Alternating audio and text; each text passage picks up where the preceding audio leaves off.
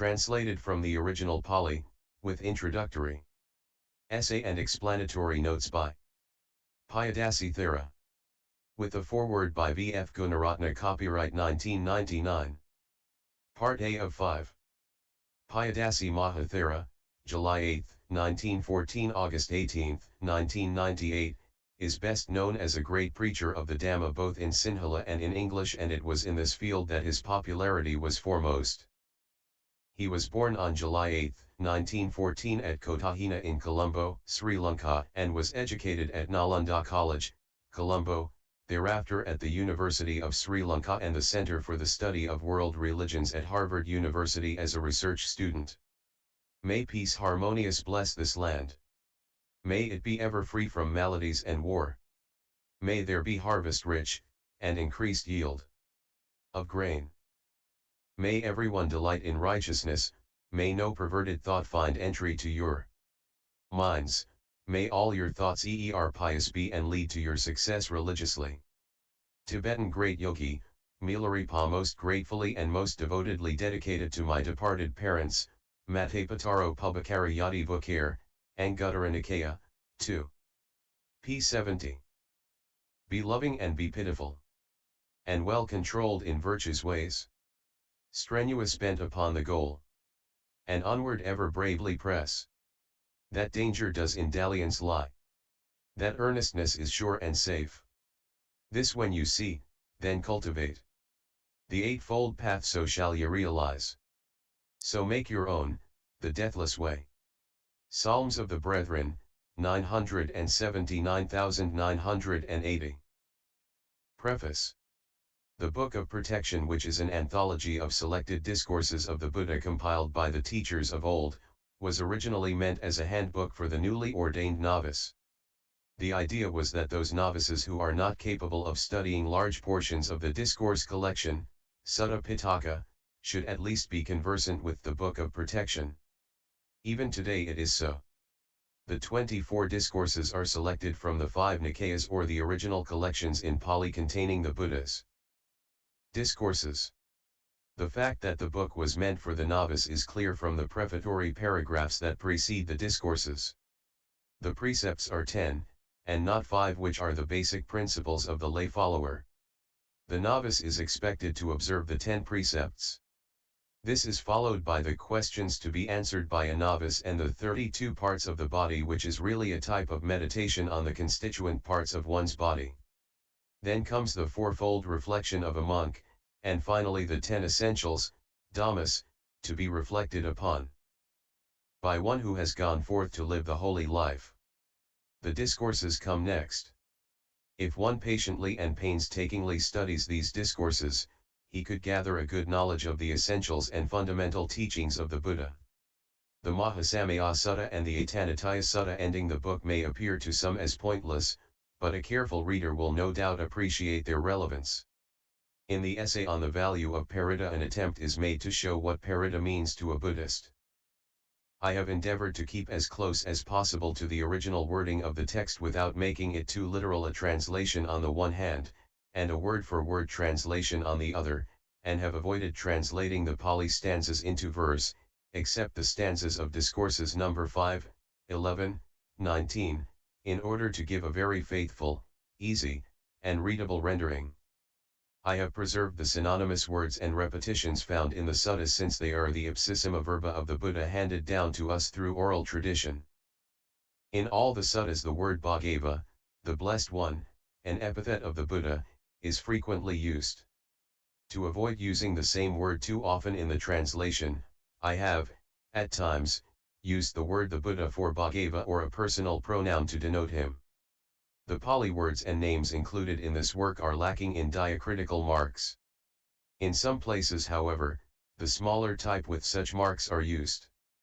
But students of Pali may not find any difficulty in pronouncing them. The reader may refer to the Kandha Vadajataka, number 203, when studying the Kandha Paritta.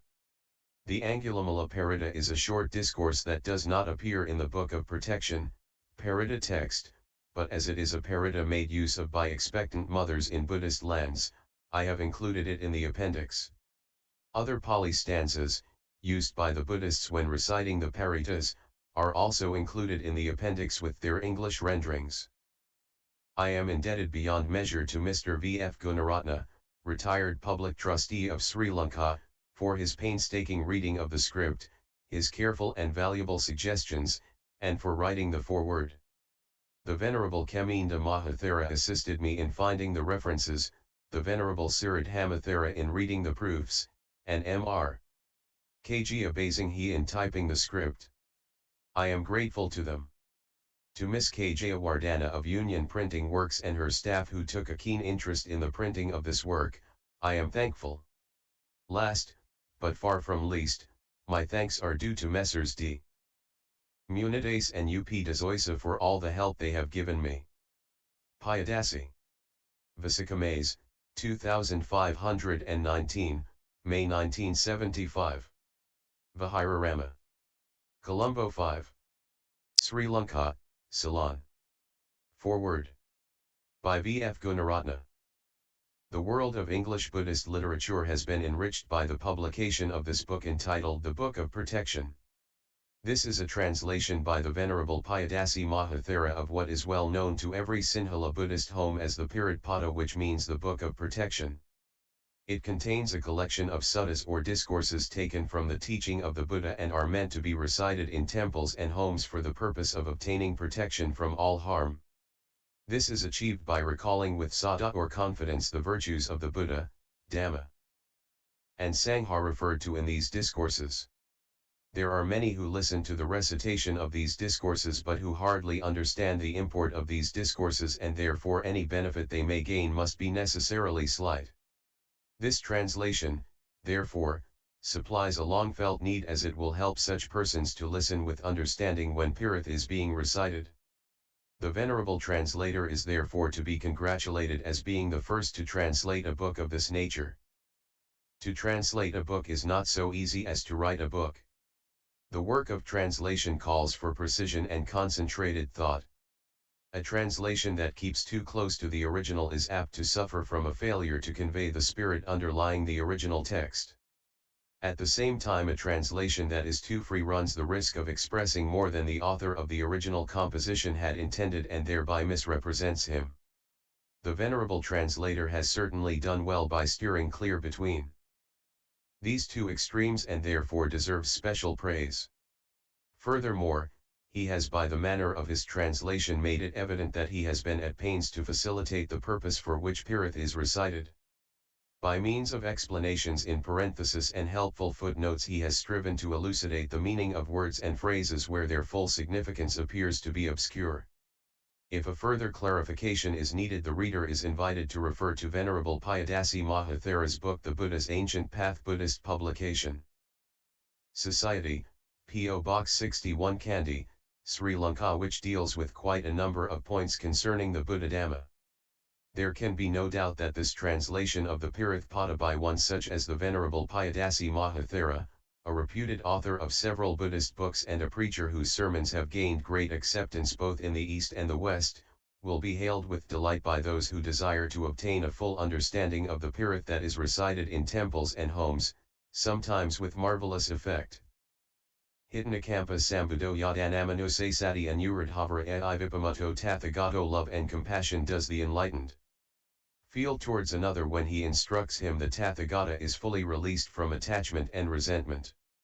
Samayutta Nikaya IP3. The value of Paritta. Recent research in medicine, in experimental psychology and what is still called parapsychology has thrown some light on the nature of mind and its position in the world. During the last 40 years the conviction has steadily grown among medical men that very many causes of diseases, organic as well as functional, are directly caused by mental states. The body becomes ill because the mind controlling it either secretly wants to make it ill, or else because it is in such a state of agitation that it cannot prevent the body from sickening. Whatever its physical nature, resistance to disease is unquestionably correlated with the physiological condition of the patient. Mind not only makes sick, it also cures. An optimistic patient has more chance of getting well than a patient who is worried and unhappy. The recorded instances of faith healing includes cases in which even organic diseases were cured almost instantaneously. In this connection, it is interesting to observe the prevalence, in Buddhist lands, of listening to the recital of the Dhamma or the doctrine of the Buddha in order to avert illness or danger, to ward off the influence of malignant beings, to obtain protection and deliverance from evil, and to promote health, prosperity, welfare, and well-being. The selected discourses for recital are known as Paritta suttas, discourses for protection. But they are not Rakshana mantras or protective incantations found in Brahmanic religion, nor are they magical rites. There is nothing mystical in them. Paritta in Pali, Paritrana in Sanskrit, and Pirit, pronounced Pirith, in Sinhala mean principally protection. Paritta suttas describe certain suttas or discourses delivered by the Buddha and regarded as affording protection. This protection is to be obtained by reciting or listening to the Paritta suttas. The practice of reciting or listening to the Paritta suttas began very early in the history of Buddhism. The word Paritta, in this context, was used by the Buddha, for the first time, in a discourse known as Kandha Paritta in the Kula Vagga of the Vinyapitaka, Volume 2, p. 109, and also in the Anguttara Nikaya under the title Ahi, Metta, Sutta, Volume 2, p. 82. This discourse was recommended by the Buddha as guard or protection for the use of the members of the order. The Buddha in this discourse exhorts the monks to cultivate metta or loving kindness towards all beings. It is certain that Paritta recital produces mental well-being in those who listen to them with intelligence, and have confidence in the truth of the Buddha's words. Such mental well-being can help those who are ill to recover, and can also help not only to induce the mental attitude that brings happiness but also to overcome its opposite. Originally, in India, those who listened to Paritta sayings of the Buddha understood what was recited, and the effect on them was correspondingly great. The Buddha himself had Paritta recited to him, and he also requested others to recite Paritta for his own disciples when they were ill. This practice is still in vogue in Buddhist lands. The Buddha and the Arahants, the consummate ones, can concentrate on the Paritta suttas without the aid of another. However, when they are ill, it is easier for them to listen to what others recite, and thus focus their minds on the Dhamma that the suttas contain, rather than think of the Dhamma by themselves. There are occasions, as in the case of illness, which weaken the mind, in the case of worldlings, when heterosuggestion has been found to be more effective than autosuggestion. According to the teachings of the Buddha, the mind is so closely linked with the body that mental states affect the body's health and well-being. Some doctors even say there is no such thing as purely physical disease. That even so grossly physical a complaint as dental caries may be due to mental causes was maintained in a paper read before the American Dental Congress in 1937. The author pointed out that children living on a perfectly satisfactory diet may still suffer dental decay. In such cases, investigation generally shows that the child's life at home or at school is in some way unsatisfactory. The teeth decay because their owner is under mental strain. Unless, according to the Buddhist doctrine of Kamma, Sanskrit karma, these bad mental states are caused as a result of one's own acts, akusala, Kamma vipaka, and are therefore unalterable, it is possible so to change these mental states as to cause mental health and physical well-being to follow thereafter. 1. The power of truth. Several factors combine to contribute towards the efficacy of Paritta recitals. Paritta recital is a form of Sakakariya, i.e., an asseveration of truth. Protection results by the power of such asseveration. This means establishing oneself in the power of truth to gain one's end. At the end of the recital of each sutta, the reciters bless the listeners with the words, Itana Saka Vajana Sati Te Hotu Sabata, which means by the power of the truth of these words may you ever be well. The saying, the power of the Dhamma or truth protects the follower of the Dhamma, Dhammo Havrakhati Dhamkaran, indicates the principle behind these sutta recitals. The belief in the effective power to heal, or protect, of the Sakakariya, or asseveration of something quite true, is but another aspect of the work ascribed to the Paritta. To the power of virtue, several discourses of the Book of Protection describe the virtuous life. The starting point in Buddhism is Sila, virtue. Standing on the firm ground of Sila, one should endeavor to achieve a collected mind. If it is true that virtue protects the virtuous, then a person who listens to the recital of Paritta Suttas intelligently, in a reflective mood, with complete confidence in the Buddha's words, uttered by one who has gained complete enlightenment, will acquire so virtuous a state of mind as would enable him to dominate any evil influence, and to be protected from all harm. 3. The power of love. The utterances of the compassionate Buddha are never void of love. He walked the highways and byways of India, enfolding all within the aura of his love and compassion, instructing, enlightening, and gladdening the many by his teaching. The reciters of the Paritta are therefore expected to do so with a heart of love and compassion, wishing the listeners and others will and happiness and protection from all harm. Love, metta, is an active force.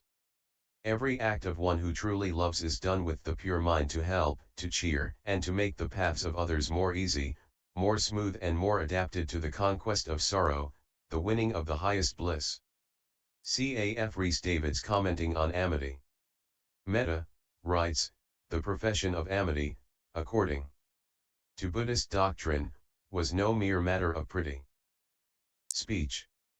It was to accompany and express a psychic suffusion of the hostile man or beast or spirit with benign, fraternal emotion, with metta. For strong was the conviction, from sutta and vinaya, to Buddhaghosa's Visuddhimagga, that thoughts are things, that psychical action, emotional or intellectual, is capable of working like a force among forces. Europe may yet come round further to this Indian attitude. 4. The power of sound.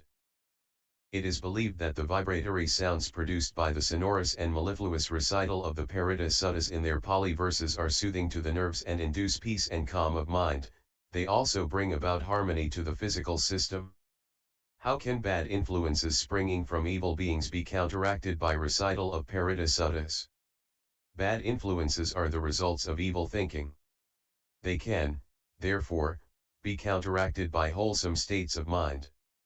One sure way of inducing a wholesome state of mind is by listening and reflecting on Paritta recitals with intelligence and confidence. So great is the power of concentration that by adverting wholeheartedly to the truth contained in the Paritta recitals, one is able to develop a wholesome state of mind. The recital of Paritta Suttas can also bring material blessings in its wake through the wholesome states of mind induced by concentration and confidence in listening intelligently to the recital. According to the Buddha, right effort is a necessary factor in overcoming suffering. Listening to these recitals in the proper way can also generate energy for the purpose of securing worldly progress, while it also secures spiritual progress. There is no better medicine than truth, Dhamma, for the mental and physical ills which are the causes of all suffering and misfortune. So the recital of Paritta Suttas, inasmuch as they contain the Dhamma, may, when they are listened to in the proper attitude, bring into being wholesome states of mind which conduce to health, material progress, and spiritual progress. The effect of Paritta can also transcend distance, however great. It is true that the Buddhists consider the Parittas as a never-failing, potent, and purifying force, a super-solvent. However, a question may arise whether recitals from the Book of Protection will, in every case, result in the protection and blessing sought for. In this connection, the same reply given by the Venerable Nagasena to King Milinda's question why the recital of Paritta does not in all cases protect one from death, is worth remembering. Due to 3 causes, recital of Paritta may have no effect: kama hindrances, kamavarana, hindrances from defilements, kilsavarana, lack of faith, asadhanataya. Kama means action and not the result of action, therefore action can be counteracted by other action. Kama is not something static, but is always changing, i.e., always in the making. That being so, action can be counteracted by other action. Hence bad actions on the part of the hearers of the recital may negative the beneficial effects of the recital. If the mind of the hearer is contaminated with impure thoughts, then also the intended beneficial effects of the recital may not materialize. But however impure the mind of the hearer may be, if there is great confidence in the efficacy of the recital, then this important factor may help to secure for him the beneficial effects of the recital. Notes 1. For the physical basis of resistance, see The Nature of Disease by J.E.R. McDonough, FRCS. 2. Aldous Huxley. Ends and Means, London, 1946, p. 259. 3. The State Language of Sri Lanka, Ceylon. 4. See below, Discourse number 5. 5. See below Bhajayanga and Jirimananda Suttas, numbers 12, 13, 14 and 15. 6. Aldous Huxley, Ends and Means, London 1946, p. 259. 7. Karma in Buddhism means action brought about by volition. 8. C. A. F. Rhys Davids, Dialogues of the Buddha, Part 3, p. 186. 9. Chapter 9. p. 313. According to the Sasamalankara quoted in Gray's Buddhagosapati, p.15, Buddhaghosa was about to write a commentary on the Paritta, when he was sent to greater work in Ceylon. 10. Dialogues of the Buddha, Part 3, p. 185. 11. Si 214. 12. Nalanda Panha, Volume I, p. 216. The Book of Protection. This collection of Paritta discourses, in Sinhala, the Paritta, is the most widely known Pali book in Sri Lanka. It is called the Buddhist Bible. It is given an important place in the Buddhist home, and is even treated with veneration. In most houses where there is a small shrine, this book is kept there so that the inmates may refer to it during their devotional hour. Some have committed to memory the three well-known discourses, Mangala, Ratna and Karani Yameta Suttas. Even children are familiar with these discourses, for they learn them from their parents and elders or from the Dhamma school. The habit of listening to the recital of Paritta Suttas among the Westerners is growing slowly but steadily. The present writer, while on his missions in the European and American countries, has, at request of several residents there, tape-recorded the recital of Paritta Suttas for their benefit, and has air-mailed cassettes containing the Sutta recitals to those who sent him such cassettes. Now what does this book contain? It is a collection of 24 suttas or discourses, almost all delivered by the Buddha, and found scattered in the 5 original collections, Nikayas, in Pali, which form the Sutta Pitaka, the canonical discourses. These discourses are preceded by an enunciation of the 3 refuges, the 10 precepts and the questions asked of a novice. This collection of discourses, popularly known as Paritta or the Book of Protection, has a less known title, Kotahena in Sinhala Sitara Banavara. A 13th century commentary to this, written in Pali, by a pupil of the Venerable Rajaguru Gunaratna of Sri Lanka, is available under the title Ketubhanavara Athakatha or Saritha Samakya. What is a Banavara? It is a collection of sermons or discourses. 4 such collections are called Ketubhanavara. As the teachers of old have said, a 3-word line, pada, is made up of 8 syllables, atha akhara, 4 such padas make a stanza or agatha. Thus stanzas consists of 32 syllables. 250 such stanzas is called a Banavara, which consists of 8,000 syllables.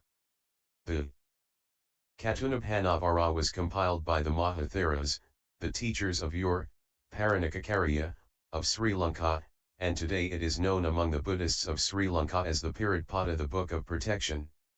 It is customary for Buddhist monks, when they are invited to the homes of the laity on occasions of domestic importance, such as birthdays, housewarming, illness, and similar events, to recite the 3 popular discourses mentioned above. In the domestic and social life of the people of Sri Lanka, Pirit ceremony is of great significance. No festival or function, religious or social, is complete without the recital of the Paritta. On special occasions monks are invited to recite the Paritta suttas not for short periods but right through the night or for 3 or 7 days, and at times, 4 weeks. On such occasions a pavilion, Pirit Mandapaya, is constructed for the purpose of accommodating the monks at the recital. Before the commencement of the recital, the laity present at the ceremony makes a formal invitation to the monks by reciting in Pali 3 stanzas which explain the purpose of the recital. Then the monks, generally about 12 or 14, who have been invited, will recite the 3 popular suttas.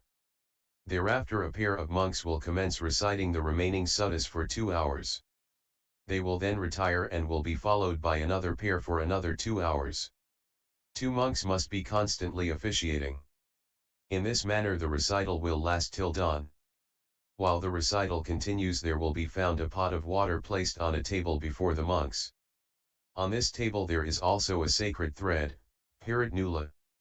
For an all-night Pirit ceremony, the casket containing a relic of the Buddha, and the Pirit Pada or the Book of Protection written on Ola leaves, are also brought into the pavilion.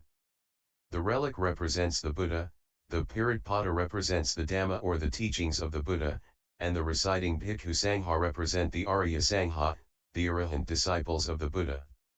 The thread is drawn round the interior of the pavilion, and its end twisted round the casket, the neck of the pot of water, and tied to the cord of the Ola leaf book.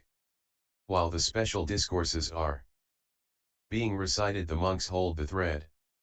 The purpose is to maintain an unbroken communication from the water to the relic, to the Pirit Pada and to the officiating monks, Buddha, Dhamma, Sangha, the Triratna, the 3 jewels.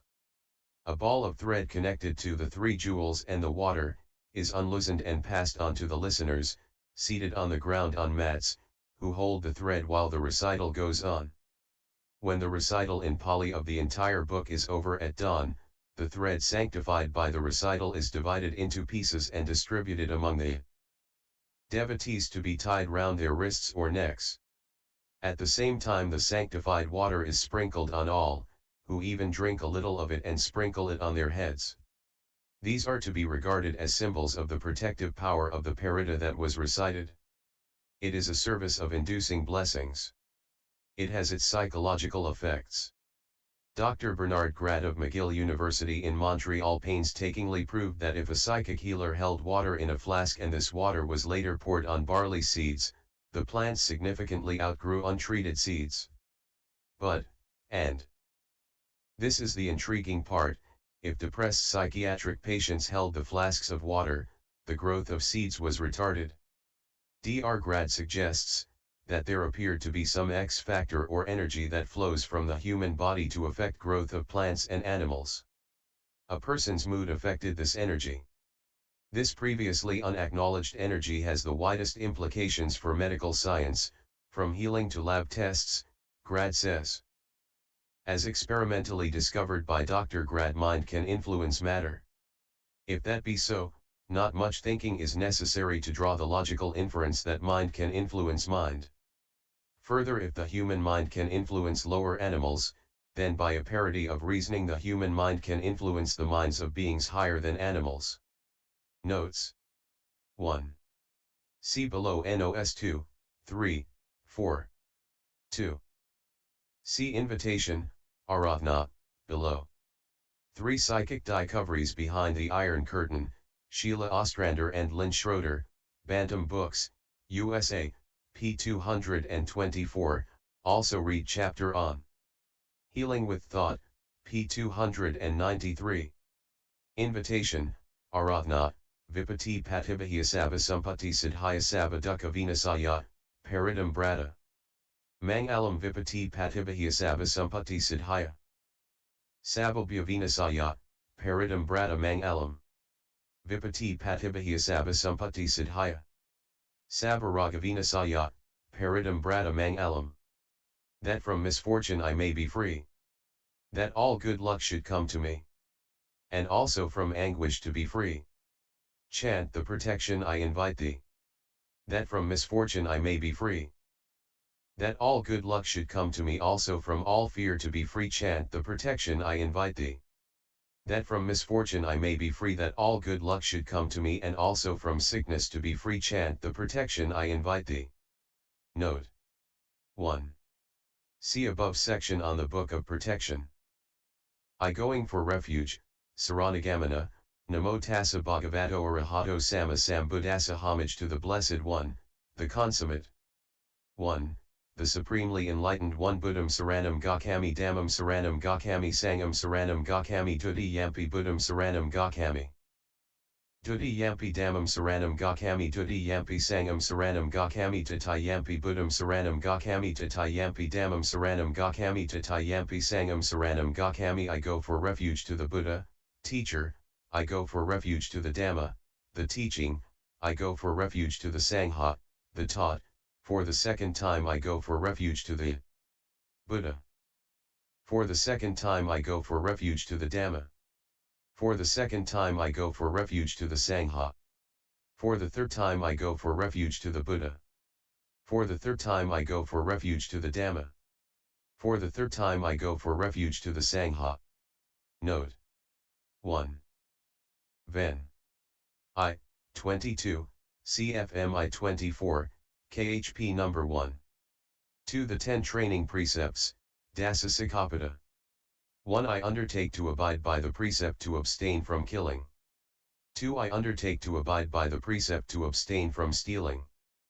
3. I undertake to abide by the precept to abstain from sexual misconduct. 4. I undertake to abide by the precept to abstain from lying. 5. I undertake to abide by the precept to abstain from liquor that causes intoxication and heedlessness. 6. I undertake to abide by the precept to abstain from untimely eating. 7. I undertake to abide by the precept to abstain from dancing, singing, music, and visiting unseemly shows. 8. I undertake to abide by the precept to abstain from the use of garlands, perfumes, cosmetics, and embellishments. 9. I undertake to abide by the precept to abstain from the use of high and luxurious beds.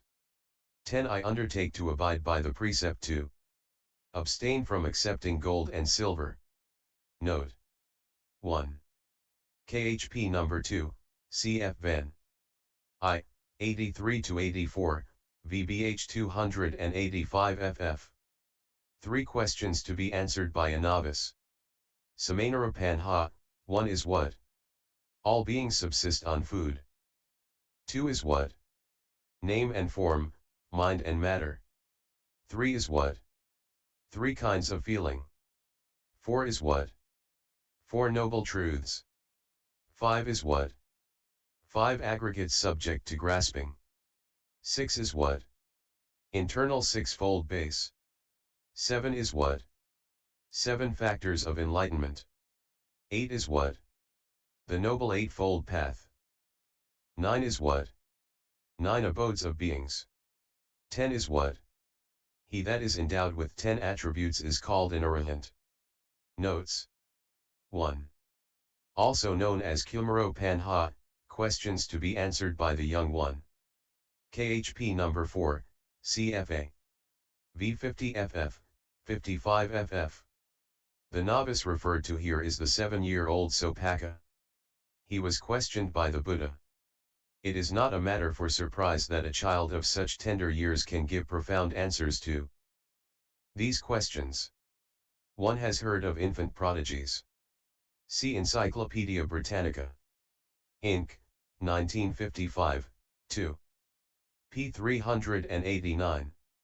Also read The Case for Rebirth, Francis Story, Will 12-13, Buddhist Publication Society, Kandy, Sri Lanka. 2. See notes at the end of the book. For the 32 parts of the body, Dvatim Sakara.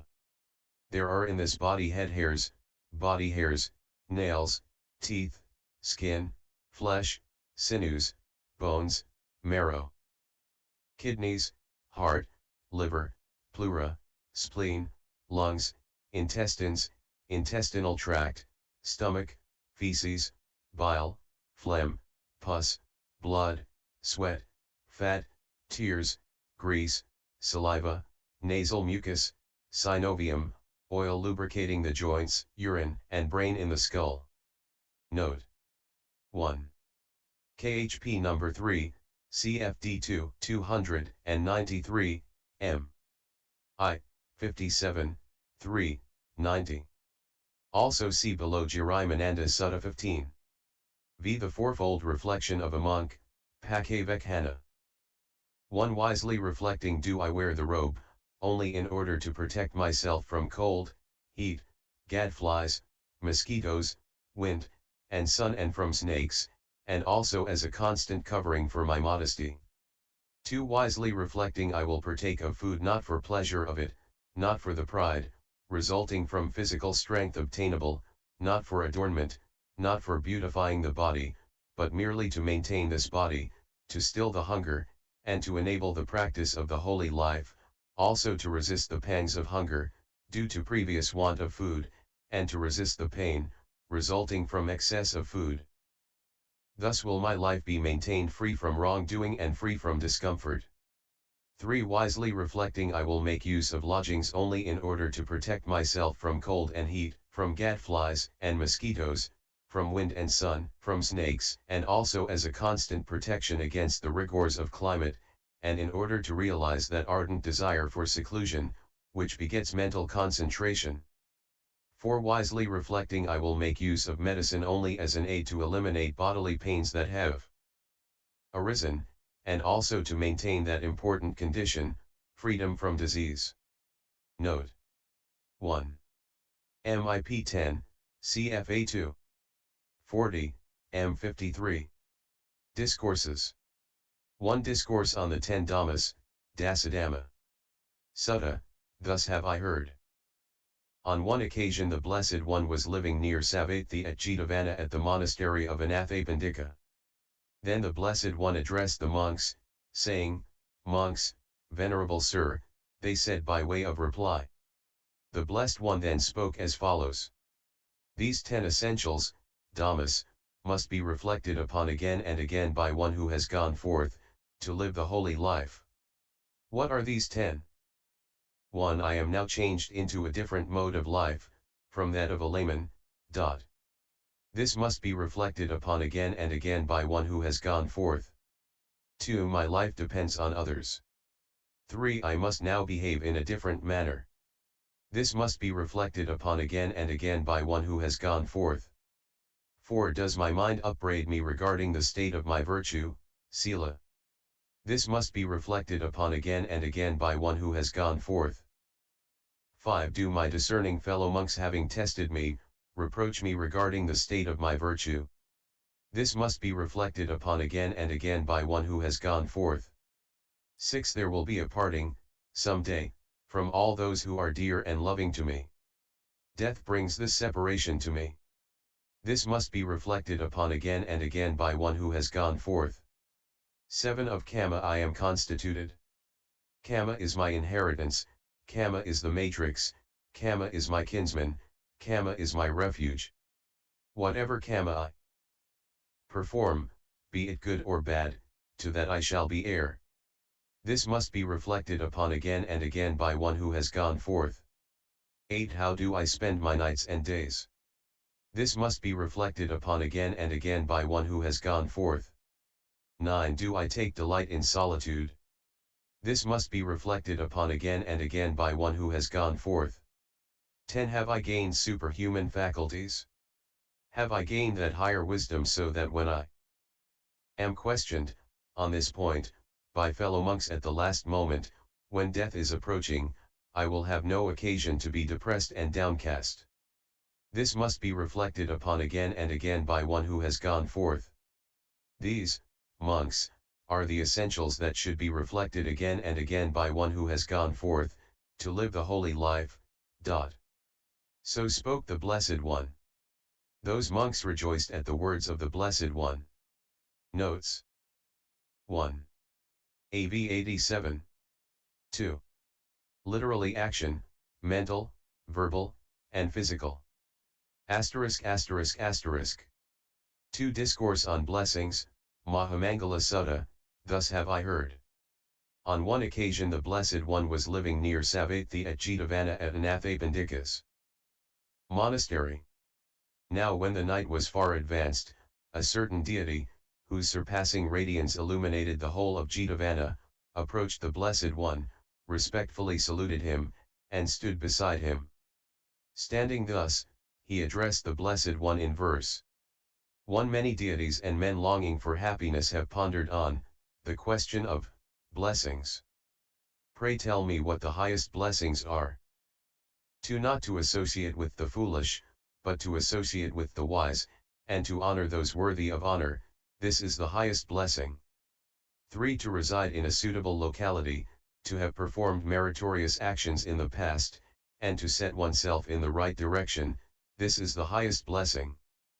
4. Vast learning, skill in handicrafts, well grounded in discipline, and pleasant speech, this is the highest blessing. 5. To support one's father and mother, to cherish one's wife and children, and to be engaged in peaceful occupations, this is the highest blessing. 6. Liberality, righteous conduct, rendering assistance to relatives, and performance of blameless deeds, this is the highest blessing. 7. To cease and abstain from evil, to abstain from intoxicating drinks, and diligent in performing righteous acts, this is the highest blessing. 8. Reverence, humility, contentment, gratitude, and the timely hearing of the Dhamma, the teaching of the Buddha, this is the highest blessing. 9. Patience, obedience, meeting the samanas, holy men, and timely discussions on the Dhamma, this is the highest blessing. 10. Self-control, chastity, comprehension of the noble truths, and the realization of nibbana, this is the highest blessing. 11. The mind that is not touched by the vicissitudes of life, the mind that is free from sorrow, stainless, and secure, this is the highest blessing. 12. Those who have fulfilled the conditions for such blessings, are victorious everywhere, and attain happiness everywhere, to them these are the highest blessings. Notes. 1. KHP number 5, SN 46 under the title Mangala Sutta, cf Mahamangala Jataka number 452. 2. The vicissitudes are 8 in number, gain and loss, good repute and ill repute, praise and blame, joy and sorrow. This stanza is a reference to the state of mind of an arahant, the consummate one. *******, continued B, YouTube video Buddhist Sutras.